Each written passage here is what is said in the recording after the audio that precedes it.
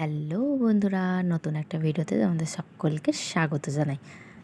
দূর বাবা, ক্যামেরাটা নিয়ে আর কেউ নেই। একবার এদিকে ছুটছি, আবার ওইদিকে ছুটছি, ছুটে ছুটে রোগা হয়ে গেছি, দেখতেই তো পাচ্ছেন। প্রত্যেকটা মানুষের না একটা আর্ট থাকে, আমারও আছে। কি বলুন তো, টাকা খরচা করার। সবসময় ভালো গুণ যে থাকতে হবে এটার কোনো মানে নেই, খারাপ গুণটাও থাকতে হয়। তো সব মানুষের 5টা আঙুল কি সমান হয় নাকি? ছেলে, মেয়ে, বরের সবার টাকা জমি দিই, কিন্তু আমার নিজের টাকাই জমাতে পারি না।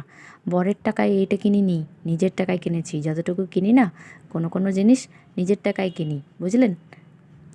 কেউ আছে ঝগড়া করে, কেউ এর কথা ওকে লাগায়। আমারও একটা আর্ট আছে, সেটা হচ্ছে সবার জন্য জিনিস কিনে বেড়াই। বৃহস্পতিবার লক্ষ্মীর পাঁচালি পড়ি, তবুও পয়সা জমাতে পারছি না। এই টাকা বাঁচানোর উপায়টা আমাকে একটু বলবেন তো, কী করে টাকা জমাতে হয়?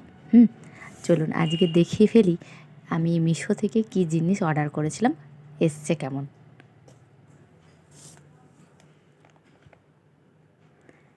এটা আমার নয়, আমার মেয়ের জন্য অর্ডার করেছি।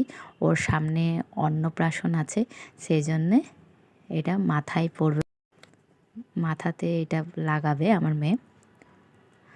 দেখো, এমনিভাবে লাগাবে। দেখতে খুবই সুন্দর, আর কালারটাও বেশ সুন্দর।